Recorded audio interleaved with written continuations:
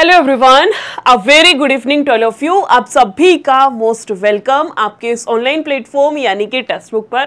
और आपको पता है कि आपकी जो DSSB वाली क्लासेस हैं, है ना, DSSB की जो आपकी वैकेंसी है कोर्ट अटेंडेंट की, जिसमें मैं आपको मैथ्स का पोर्शन करा रही हूँ। हालांकि आपकी वाली क्लास रेगुलर बेसिस पर नहीं होती है, लेकिन हाँ आपकी मैं शायद से 3 क्लासेस या 4 क्लासेस ले चुकी हूँ और इसी सीरीज में आज आपकी नेक्स्ट क्लास है।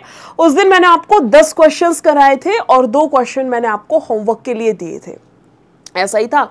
इसी सीरीज में अपनी आज की क्लास की शुरुआत करते हैं, जिसमें कि 10 से आगे के जो क्वेश्चंस है वो मैं आपको कराने वाली हूँ।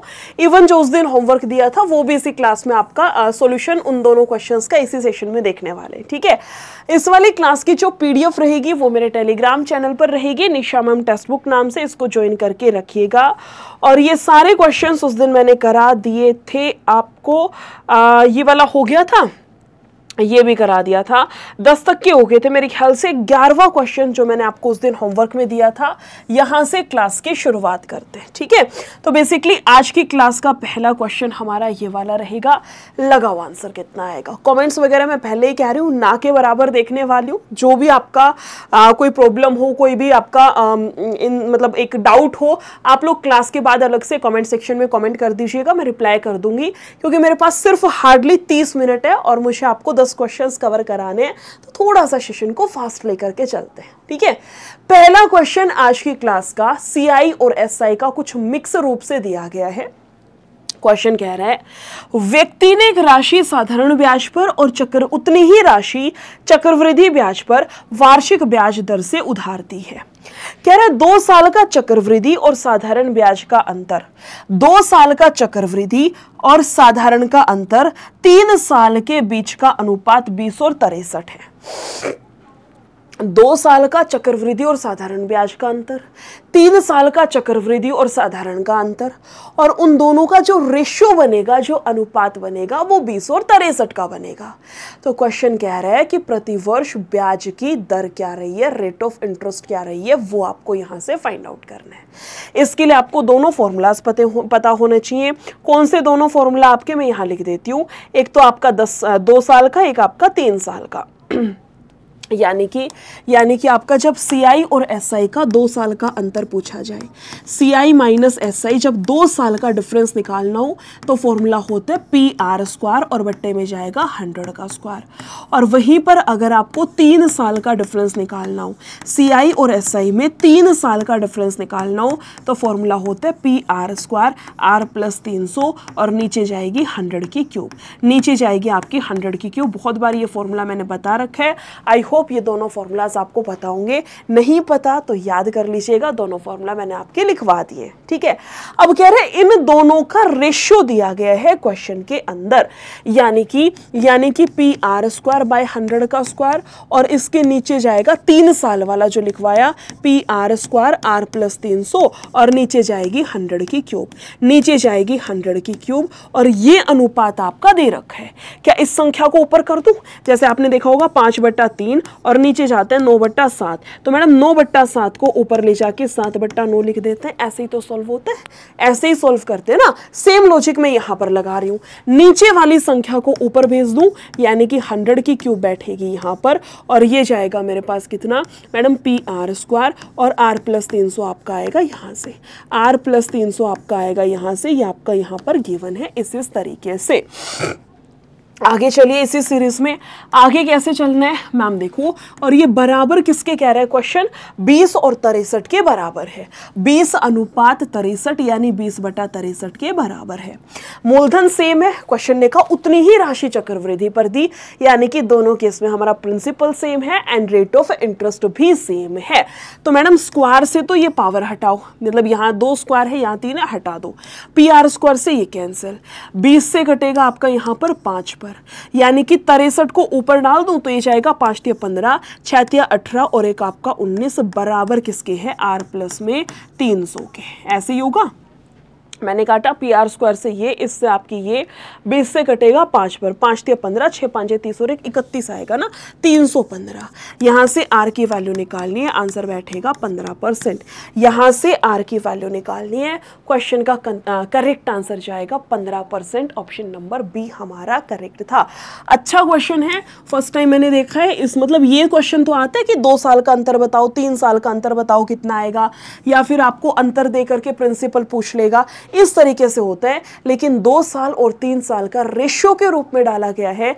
अच्छा क्वेश्चन था, एक बार फिर से देख लेना अगर समझ नहीं आया है तो। तब तक चलते अपने नेक्स्ट क्वेश्चन की तरफ। कह रहा है एक वर्ग के विकर्ण की लंबाई, वर्ग के विकर्ण की लंबाई 4.4 सेंटीमीटर है। वर्ग यानी कि स्क्वायर का जो डायगोनल है वो दिया गया, और इस स्क्वायर का एरिया मेरे से पूछ रखा है।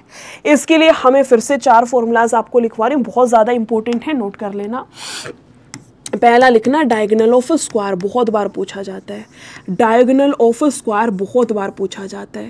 डायगोनल ऑफ स्क्वायर आपसे बहुत बार पूछा जाता है।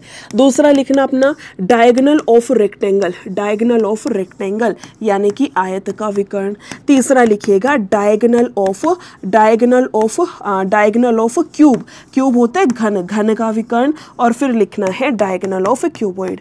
अगला लिखिएगा डायगोनल ऑफ क्यूबॉइड, क्यूबॉइड होता है घनाभ। डायगोनल ऑफ क्यूबॉइड, क्यूबॉइड होता है घनाभ, कि घनाभ का विकर्ण आपका कितना आएगा। नोट करना चारों फॉर्मूलाज। ये होता है √2a, ये होगा √3a, ये होता है √L² प्लस में b², और घनाभ का पूछ ले तो फॉर्मूला जाएगा √L² प्लस b² और प्लस का जाएगा h²। स्क्रीनशॉट लेना है, मैं एक बारी बाहर हो जाती हूँ स्क्रीन से, स्क्रीनशॉट ले लीजिए जिसको भी स्क्रीनशॉट लेना है। चारों फॉर्मूलाज बड़े इंपॉर्टेंट हैं, बड़े काम के हैं। जैसे इस क्वेश्चन में स्क्वायर का आ गया, हो सकता है अगले किसी क्वेश्चन में आपका रेक्टेंगल का आ जाए, या हो सकता है अगले किसी क्वेश्चन में आपका क्यूब का पूछ ले, कुछ भी होने को हो सकता है ना। अगले क्वेश्चन का आंसर लगाओ एक बार जल्दी से।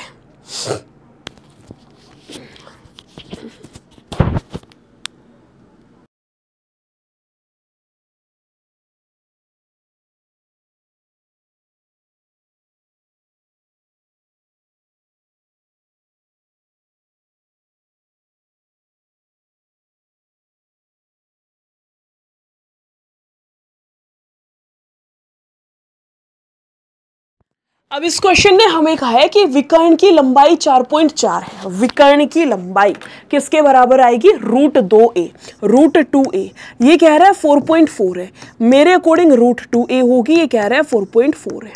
मुझे निकालना है एरिया। एरिया होता है मैडम साइड का स्क्वायर कर दो, साइड का स्क्वायर चाहिए तो आप दोनों साइड स्क्वायर ही कर लो। ये क्या होगा, √2 का तो कैंसिल यानी कि 2a का स्क्वायर, और 44 या कहूं किसी भी 2 डिजिट की संख्या का स्क्वायर निकालना है, वर्ग निकालना है। क्या सिखा रखा है, जैसे 44 है, इसका निकालना है 4 चौक 16 है ना। इसके अलावा जाएगा 4 चौक 16 और 16 दूनी 32 और एक आपका 33। 4 चौक 16, 16 और 3 आपका 19, यानी कि 1936। 2 के बाद पॉइंट था यानी कि आपका ये रहेगा। अब यहाँ 2 है, इसको साइड करना है। ये जाएगा 2 9 18, 2 6 12 और 2 8 16। मैडम क्वेश्चन का करेक्ट आंसर, या कहूँ इसका जो स्क्वायर है या कहूँ इसका जो एरिया है वो कितना बैठेगा, 9.68 centimetre square. Option number D आपका यहाँ से करेक्ट है। अगले क्वेश्चन पर आते हैं। अगला जाएगा क्वेश्चन नंबर 13। इसमें लगाओ क्या कुछ आपको गिवन है, ये भी मेंसुरेशन से रिलेटेड है, लगाइए एक बारी। कह रहे कितनी गेंदें बनाई जा सकती हैं, कितनी बॉल्स बनाई जा सकती है, ये वैल्यू आपको यहां से फाइंड आउट करनी है। लगाओ जल्दी से। कह रहे 12 सेंटीमीटर व्यास, व्यास यानी कि डायमीटर 12 है तो रेडियस कितनी होगी, 6 सेंटीमीटर होगी। कह रहे ठोस धातु की गेंद को पिघलाया जाता है और 0.5 सेंटीमीटर त्रिज्या की छोटी गेंद में ढाला जाता है। ऐसी कितनी गेंदें बनाई जा सकती हैं, ये वैल्यू आपको यहां से निकालनी है। एक बात हमेशा याद रखना, क्या कि जब भी ऐसा क्वेश्चन सामने आएगा, ऐसे क्वेश्चन का मतलब होता है, ऐसे क्वेश्चन का मतलब होता है आपका ऐसे क्वेश्चन का मतलब जिसमें ये दे रखा हो कि पिघलाया जाता है, या आपका हो मेल्टेड एंड कास्ट, जिसमें बोलेगा पिघलाया जाता है एक आकृति को और दूसरे में कन्वर्ट किया जाता है। ऐसे क्वेश्चंस में जो दो फिगर हैं, दो आकृति हैं, जैसे मैं कह दूं बेलन को पिघला करके उसने सिलेंडर अपना कोन बना दिया, तो सिलेंडर और कोन की वॉल्यूम को, उनके आयतन को बराबर रख देना। ठीक है, फिर से क्वेश्चन पर आते हैं। क्या जाएगा हमारे पास में, कितना क्या कुछ जाएगा मैडम, गेंद है तो 4/3 pi r cube, 4/3 pi r cube. दूसरी साइड भी गेंद बनाई है तो 4/3 पाई आर क्यूब, बात तो सही। 4/3 से 4/3, पाई से पाई कैंसिल। रेडियस, अब ये कितनी गेंद बनाई है मुझे नहीं पता, मैंने मान लिया n। रेडियस कितनी थी 6 सेंटीमीटर, तो ये जाएगी 6 की क्यूब, बराबर है r। r कितना है 0.5। मैडम पॉइंट हटेगा नीचे आएगी 0, पॉइंट हटेगा उसके नाम के नीचे आएगी 0, और इनटू में कितना जाएगा आपका यहाँ से n हो गया। कुछ भी कट रहा है तो काट दो मैडम, 5 से कटेंगे, यहाँ पर कितने पर जाएगा 2 पर, 8 जाएगा इधर। 216 गुना 8, 8 छिक 48, जिसके लास्ट में 8 है, जिसके लास्ट में 8 है। मेरे क्वेश्चन का करेक्ट आंसर वो है जिसके यूनिट प्लेस पर, जिसके इकाई के अंक पर 8 आएगा। ऑप्शन नंबर डी आपका यहाँ से करेक्ट था। समझ आ रहा है? साथ के साथ वीडियो को लाइक कर देना, और फिर भी कुछ ना समझ आए तो कमेंट सेक्शन आपके लिए हमेशा ओपन है, कमेंट सेक्शन में पूछ सकते हैं। ठीक है, बाकी आपका DSSB का कोर्ट अटेंडेंट का पेड बैच भी चल रहा है। पेड बैच कैसे क्या कुछ है, कहाँ पर आपको क्लासेस मिलेंगी, वो मैं आपको एक बार फटाफट से बता देती हूँ, अगर मुझे 1 मिनट का टाइम आप दोगे तो, है ना। पेड बैच आपका कौन सा है, मैं आपको एक बार यही बता देती हूँ, ये वाला आपका पेड बैच है। पूरी टीम को आप जानते हो, सारी फैकल्टीज आपके सामने है ना। इस वाले बैच में पहुंचा कैसे जाए, क्योंकि सबसे मेन दिक्कत आती है मैम जब हमारी, देखो SSC हो गया या दिल्ली पुलिस हो गया या आपका बिहार वगैरह हो गया, हमें समझ आ जाती है कैसे क्या कुछ हमारा सिलेबस है। जैसे DSSB की वैकेंसी है, एक आपकी EMRC करके आपकी है, वो वाली वैकेंसी होगी। इनमें समझ नहीं आता है कि मैम सिलेबस क्या है, क्या इंपॉर्टेंट है, किस तरीके से पढ़ना है, कितना पढ़ना है। उस केस में आपका पेड बैच बहुत हेल्पफुल होता है, आपको एक क्राइटेरिया फिक्स करके दे देता है कि इस पूरे समंदर में से आपको बस इतना इतना पानी पीना है ना, ये पूरे ढेर में से आपको बस इतना इतना कंटेंट पढ़ना है। ये आपकी इंपॉर्टेंट चीजें हैं, ये आपके अकॉर्डिंग टू सिलेबस आपकी अप टू डेट चीजें हैं। कैसे पहुंचना है, आप इसी वीडियो का डिस्क्रिप्शन बॉक्स खोल लीजिएगा। कहाँ पर, ये वाली वीडियो आपके इस वाले चैनल पे चल रही है ना, मैं यही खोल देती हूँ। इस वाले चैनल पे आपका डिस्क्रिप्शन बॉक्स, कौन सी क्लास है जैसे मैं 4th क्लास खोल लेती हूँ, आपको सेम डिस्क्रिप्शन बॉक्स यहाँ से मिलेगा। मोर पर जाओगे ना तो सेम डिस्क्रिप्शन बॉक्स, अभी जो लाइव वीडियो चल रही है इसके डिस्क्रिप्शन बॉक्स में आपको सेम लिंक मिलेंगे। आपको यहाँ पे जाना है DSSB HCA batch, high court assistant, high court attendant आपका बैच का नाम है, DSSB HCA नाम से होगा। क्लिक करके व्यू ऑल प्लान पे जाना, 349 सेलेक्ट करना, अप्लाई कूपन पे जा करके NISHA22 इसको अप्लाई कर देना, आपका 329 में ये कन्वर्ट हो जाएगा। ठीक है 329 में आपका कन्वर्ट हो जाएगा, और इसमें आपका ये वाला बैच तो रहेगा ही रहेगा, साथ में जो आपका पास प्रो है, जिससे आप मॉक लगाते हो ना टेक्स्ट बुक का, पास प्रो आपका फ्री रहेगा, यानी कि पास प्रो पे आपको अलग से इन्वेस्ट करने की जरूरत नहीं है। समझ आई चीजें? चलिए फिर 14th क्वेश्चन पर आया जाए। कह रहा है एक लंबवृत्तीय बेलन की त्रिज्या, बेलन दे रखा है, उसकी रेडियस इतनी है, इसका वक्र पृष्ठीय क्षेत्रफल यानी कि कर्व्ड सरफेस एरिया इतना है, और इसका आयतन यानी कि इसकी वॉल्यूम आपसे पूछ रखी है। वॉल्यूम क्या होती है सिलेंडर की मैडम? वॉल्यूम ऑफ सिलेंडर यानी कि बेलन का आयतन किसके बराबर होता है मैडम? ये जाएगा पाई आर स्क्वायर एच के बराबर होगा। इतनी बात तो कंफर्म है। पाई के अंदर क्या समा रखा है मैडम? पाई के अंदर 22/7 है, यानी कि मेरी संख्या 22 के अंदर 11 है ना, 22 के अंदर 11 भी है। यानी मैं आपको दोनों तरीके से सिखा देती हूँ। देखो पहले तरीके से ही देख लेते हैं। हमें निकालना है वॉल्यूम, यानी कि पाई आर स्क्वायर एच की वैल्यू मुझे निकालनी है। पाई भी है, रेडियस का स्क्वायर भी है, मगर हाइट नहीं है, तो पहले हाइट निकालनी पड़ेगी। हाइट कैसे निकालेंगे? इसने कर्व्ड सरफेस एरिया दे रखा है मैडम, CSA ऑफ सिलेंडर किसके बराबर होता है? CSA ऑफ सिलेंडर किसके बराबर होता है मैडम? ये जाएगा 2 पाई आर एच। वैल्यूज रखना जरा, 2 पाई आर एच। एक बार इसके अंदर वैल्यूज को पुट कर दीजिएगा। कितना है? 5280 5280 दिया है, 5280 दिया है। 2 आपका एज इट इज रहेगा। पाई कितना है 22/7। रेडियस कितनी दे रखी है क्वेश्चन में 21। हाइट कितनी है पता नहीं। यहां से हाइट बड़े आराम से निकल जाएगी कि 7 से कटेगा 3 पे, 3 दूनी 6, 6 से जाएगा 6 8 48, 6 8 48 जीरो। इसको काटना मैडम 4 और 0, यानी कि आपकी हाइट बैठेगी 40 सेंटीमीटर की। कोई दिक्कत नहीं है। अब बस इसको वॉल्यूम के अंदर पुट करना है। वॉल्यूम जाएगी 22/7, रेडियस का स्क्वायर 21 का स्क्वायर, और इनटू में आपका हाइट यानी कि 40 हो गया। 7 से निपटा देना 3 से, है ना। अब मुझे इतना तो समझ आ रहा है कि यहां से कटपिटा के मेरा आंसर आएगा, और उसमें भी मेरा आंसर 3 का 11 का मल्टीपल होगा। मेरा जो आंसर आएगा वो 3 से भी पूरा कटेगा, वो 11 से भी पूरा कटेगा, वो 7 से भी कटेगा क्योंकि 21 भी बैठा है, 4 से भी पूरा कटेगा क्योंकि मैडम 40 भी है। किसी से भी ढूंढ लो जो आपको इजी लगे। मुझे 3 से इजी लग रहा है। 5 5 10 4 4 मैडम ये हो सकता है। 5 5 10 और 16 नहीं कटेगा। 6 6 12 2 14 और 2 16 नहीं कटेगा। 5 5 10 22 3 से नहीं कटेगा। 3 से कटने वाली सिर्फ एक डिजिट है, एक संख्या है, वही हमारा करेक्ट आंसर है। समझ आया? 3 से एक ही संख्या घटेगी, वही मेरा करेक्ट आंसर है। अगर मान लो आपको क्वेश्चन ऐसे नहीं देखना, ऐसे नहीं करना, तो स्टार्टिंग में भी कर सकते थे कि मैडम सीधा पाई पाई यानी कि 11 का मल्टीपल ढूंढ सकते थे। लेकिन पहले था कि आपके 11 के मल्टीपल से लग जाता था आंसर।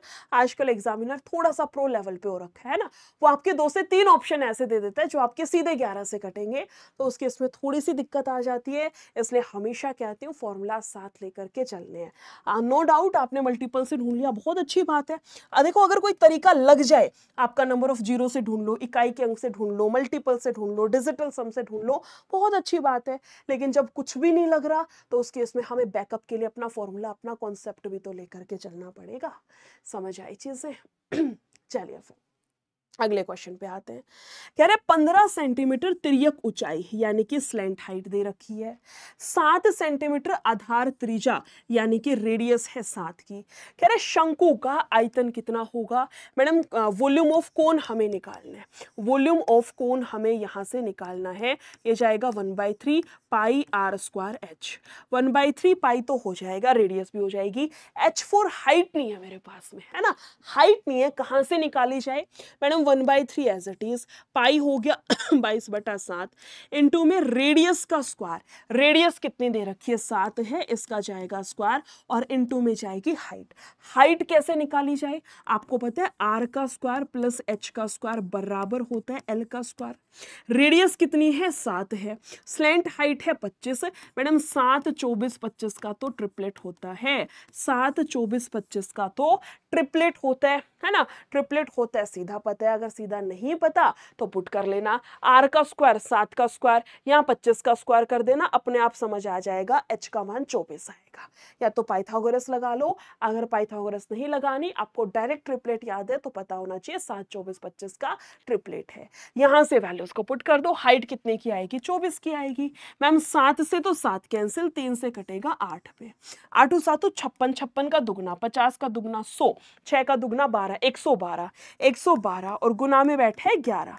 2 as it is. 11 से किसी भी संख्या को गुना करनी हो ना, वैसे तो दिख रहा है मैडम 2 इकाई के अंक पे बैठे है, वैसे सिखा रही हूँ किसी भी संख्या की, चाहे 2 अंक की हो 3 अंक की हो, 11 से गुना करने का फंडा क्या होता है? लास्ट में 2 है एज इट इज। 2 और 1 3 हो गया, 1 और 1 2 हो गया। 1 2 3 2, 1 2 3 2। ऑप्शन नंबर बी आपका करेक्ट है। वैसे पूरी गुना करने की जरूरत थी नहीं, सीधा भी कर सकते हैं कि मैडम 2 7 14 का 4 आएगा, है ना, 8 चौक 32 का 2। मेरा जो भी करेक्ट आंसर है उसके लास्ट में इकाई के अंक पर 2 बैठा होगा। सीधा सीधा नजर आ रहा था कि ऑप्शन नंबर बी मेरा यहाँ से करेक्ट है। आया समझ में? तो एक बार थम्स अप कर दीजिए और अगले क्वेश्चन पर चलते हैं। अगला रहेगा 16th, इसमें लगाइए। बड़ा प्यारा क्वेश्चन है यार, लिटरली बहुत अच्छा क्वेश्चन पूछा गया था ये वाला। जितने भी क्वेश्चंस मैं आपको इस वाली सीरीज में करा रही हूँ ना, ये वाली जो क्लास है आपकी, इस क्लास में मैं आपको जितने भी क्वेश्चंस कराती हूँ, ये सारे के सारे क्वेश्चंस आपके पीवाईक्यू हैं, प्रीवियस ईयर के क्वेश्चंस हैं। बस मैं नीचे लिखवा नहीं रही कि कौन सी शिफ्ट वगैरह क्या कुछ है, एक एक क्वेश्चन प्रीवियस ईयर का है, एक सिंगल क्वेश्चन भी मेरा खुद का नहीं है। ठीक है, लगाओ अभी आंसर कितना आएगा। क्वेश्चन कहते हैं दो उम्मीदवार के बीच एक चुनाव में नामांकित कुल मतों में से 75% मतदान होते हैं, सिर्फ 75% ऐसे हैं जिन्होंने की वोट डाला है। ठीक है, फिर कह रहे हैं 5% को अमान्य घोषित कर दिया गया है। जीतने वाले उम्मीदवार को इतना वोट मिला जो कि वैध मत का 56% है, तो कह रहे हैं डालने वाले मतों की संख्या कितनी होगी, ये वैल्यू आपको फाइंड आउट करनी है। डालने वाले मतों की संख्या कितनी है ये आपको यहां से निकालना था। सिंपल सा क्वेश्चन है। मैडम टोटल कितना है पता नहीं है, उसमें सिर्फ 75% ही मतदान करते हैं, सिर्फ 75% ने ही मतदान किया, टोटल का सिर्फ 75 ने वोट दिया, उसमें से 5% इनवैलिड हो गए, 5% जो है वो अमान्य हो गए यानी कि इनवैलिड है। 100 में से 5 इनवैलिड है तो वैलिड कितना होगा, 95% होगा। बात तो सही है। उसके बाद क्वेश्चन कह रहा है वैध मत का 56%, ये जो वैलिड वोट है ना आपका, इसका 56% मिला है जीतने वाले को। वैसे 56% है और वोट में देखा जाए तो मैडम ये जाएगा 3,99,000। कितना मिल गया, 3,99,000 मिल गया। बहुत बढ़िया, यहां से काटना पीटना शुरू कर दो। जैसे जैसे जैसे जैसे 3 पे कटेगा 4 पे कटेगा, 7 से काट लूं, 7 8 56, 7 5 35, 7 7 49, 3 आएंगे आपके पास में 0। 4 से कटेगा 2 पे कटेगा। इसके अलावा कुछ कट रहा है मैडम, इसको काट लो 5 से, कि 5 से जाएगा 19 पे, 5 दूनी 10 और आपकी आएगी 0। इसको काटना मैडम, ये कटेगा 3,000 पे। इसके अलावा 3 से आपका 3 निपटा दो, 2 से कटेगा आपके पास में 10 पर। एक्स की वैल्यू निकालनी है मैडम, 3 0 तो उठ के जाएंगे यहां से और 3 0 वहां पर ऑलरेडी है, यानी कि आपका 10 लाख जो है टोटल वोट थे। 10 लाख टोटल था, टोटल याद रखना टोटल है। क्वेश्चन ने पूछा क्या है, मत डालने वाले मतदाता कितने हैं।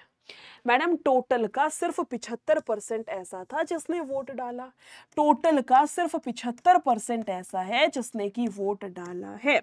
75 के आएंगे 4 0 यानी 7,50,000। ऑप्शन नंबर डी आपका यहां से करेक्ट आएगा।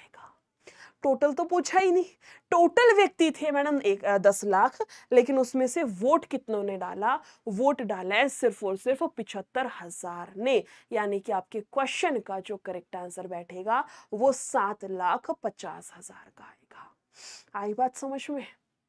क्वेश्चन क्लियर है, समझ आ गया तो अगले क्वेश्चन का आंसर करना। पेड बैच में जब आप एनरोल करें तो मेरा कूपन कोड आपके साथ शेयर कर रही हूँ। मेरा कूपन कोड है निशा22, इसका यूज कर लेना अप्लाई कूपन के ऑप्शन में जा करके फॉर योर डिस्काउंट। ठीक है, मैक्सिमम डिस्काउंट इसमें आपका रहेगा, चाहे किसी भी एग्जाम की तैयारी कर रहे हो, कोई भी बैच में एनरोल कर रहे हो, कूपन कोड हर बैच में आपका वैलिड रहेगा। ठीक है, अगले क्वेश्चन पर आते हैं। क्वेश्चन नंबर आपका रहेगा 17, एक बारी होमवर्क के लिए नोट कर लेना, और क्वेश्चन नंबर आपका 18 भी। दोनों क्वेश्चंस को होमवर्क के लिए नोट कर लेना। टाइम थोड़ा सा कम है, कोशिश करूंगी अगली क्लास आपकी मैं पूरी 1 घंटे की यानी कि 1 आवर की ला सकूं। और होमवर्क क्वेश्चंस का आंसर कमेंट सेक्शन में जरूर दीजिएगा। पेड बैच का डिस्क्रिप्शन बॉक्स में लिंक है, उसको ज्वाइन कर लेना। वहां पे आपकी सारे सब्जेक्ट की क्लासेस चल रही है, इंग्लिश, हिंदी, मैथ्स, जीके, सब कुछ उसमें आपका चल रहा है। और यहाँ पर फिलहाल आपके सिर्फ मैं मैथ्स की एक छोटे से क्लास प्रोवाइड करा पा रही हूँ। ठीक है, नेक्स्ट क्लास में मिलते हैं। Thank you so much, take care, bye bye.